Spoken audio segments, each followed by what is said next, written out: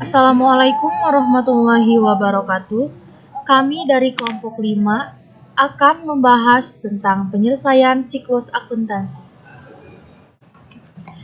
Dan ini adalah anggota kelompok kami atas nama Rosma, Yati, Devina, Lela, Dava, dan Alsel. Pada pembahasan yang pertama, yaitu penyelesaian siklus akuntansi, ada beberapa materi. Yang pertama yaitu penyelesaian akhir kertas kerja. Yang kedua, penyajian laporan keuangan. Yang ketiga, jurnal penyesuaian dan posting buku besar. Dan yang keempat, jurnal penutup dan posting buku besar.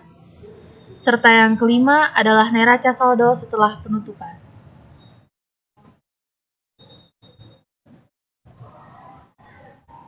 Nah, lalu apa sih penyelesaian akhir kertas kerja itu? Penyelesaian akhir kertas kerja atau worksheet yaitu suatu kertas atau formulir dengan banyak kolom yang digunakan dalam proses penyesuaian dan penyusunan laporan keuangan dengan cara sistematis. Di sini terdapat format kertas kerja yang kami tampilkan dalam layar, yaitu terdapat nama akun, neraca saldo, penyesuaian, neraca saldo yang disesuaikan, laba rugi, dan neraca. Langkah-langkah penyelesaian kertas kerja. Yang pertama, penyusunan neraca saldo pada neraca lajur. Yang kedua, memasukkan penyesuaian dalam kolom penyesuaian. Yang ketiga, memasukkan saldo penyesuaian dalam kolom neraca saldo setelah penyesuaian. Yang keempat, menempatkan nilai neraca saldo setelah penyesuaian ke kolom laporan keuangan yang tepat. Dan yang terakhir, jumlahkan kolom-kolom laporan keuangan, hitung laba neto, dan lengkapi neraca lajur. Adapun format dalam worksheet, yaitu yang kolom pertama diisi oleh akun nomor dan kolom description diisi oleh nama-nama akun, kolom trial balance diisi dari saldo-saldo buku besar, dan kolom adjusting entries diisi dari saldo-saldo yang telah disesuaikan. Kolom adjust trial balance didapatkan dari saldo neraca yang sudah disesuaikan oleh jurnal penyesuaian. Kolom income statement diisi oleh pendapatan dan beban, dan yang terakhir kolom statement of financial position diisi oleh harta, utang, dan modal.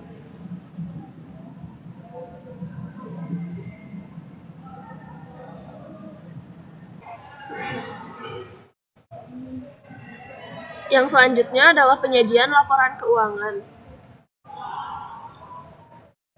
Dalam siklus akuntansi terdapat 3 laporan keuangan. Yang pertama, laporan laba rugi. Yang kedua, laporan perubahan ekuitas atau modal. Dan yang terakhir, neraca.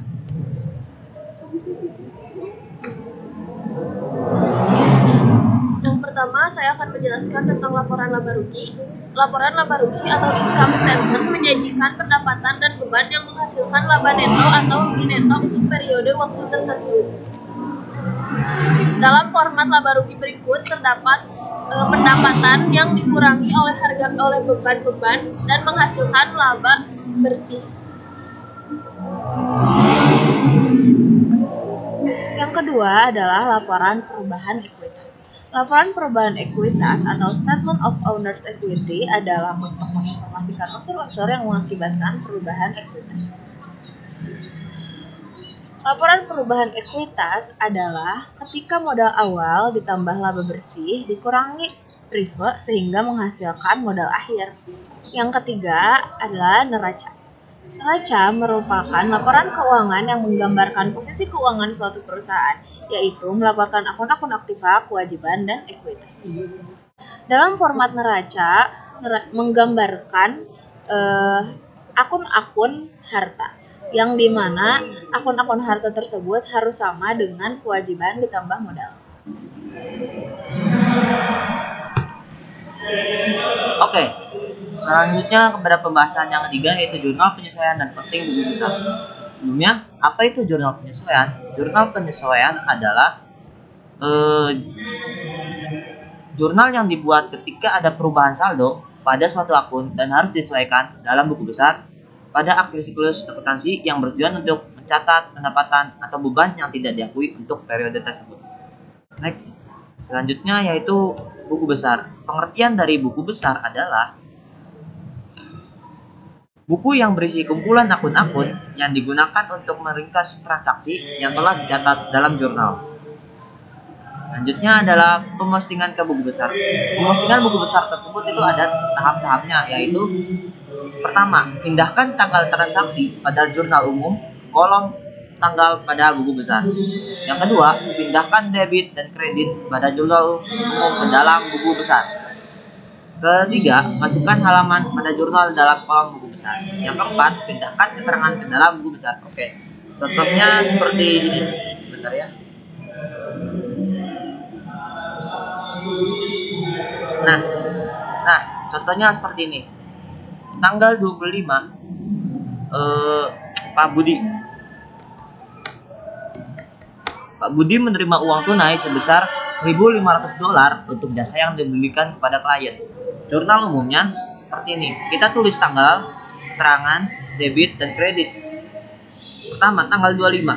Kita tulis di debit yaitu 1.500 pada kolom debit.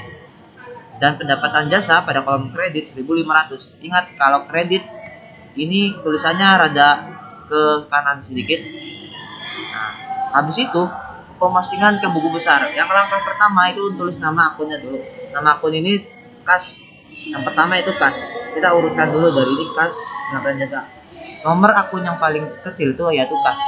Lalu pendapatan jasa. Jadi kita tulis kas terlebih dahulu, baru pendapatan jasa. Pertama kas, kita tulis nama akun kas, terus nomor akun 101, lalu tanggal, keterangan, debit, dan kredit. Kita tulis tanggal 25, terus keterangannya kita ini adalah kas, lalu kolomnya berada di debit 1.500, lalu kita tulis 1.500 pada kolom debit dan pendapatan. Dan next pada akun yang berikutnya itu pendapatan jasa pada nomor akun 401. Sama saja tutorial pada kita tulis tanggal, keterangan, debit, kredit, kita tulis tanggal 25, lalu kita taruh 1.500-nya di dalam kolom kredit. Sekian.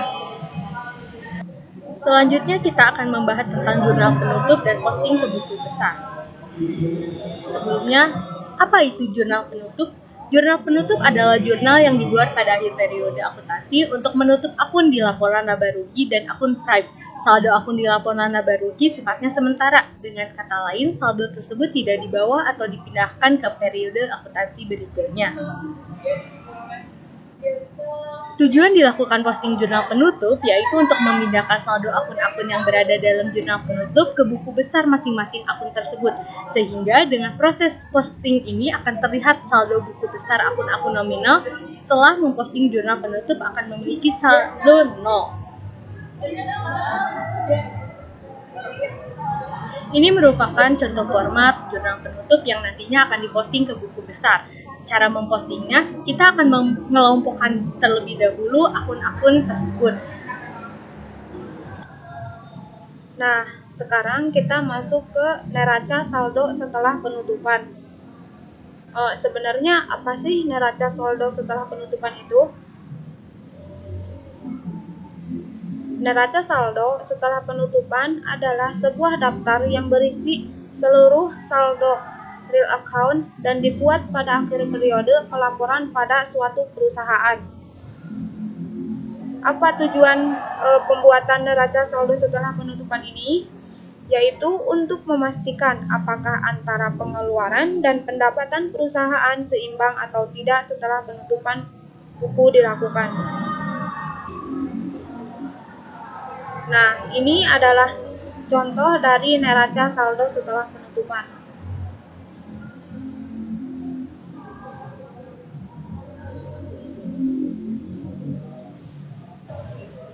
Sekian yang dapat kami sampaikan. Mohon maaf jika ada kesalahan dari kelompok kami dan terima kasih atas perhatiannya. Wassalamualaikum warahmatullahi wabarakatuh.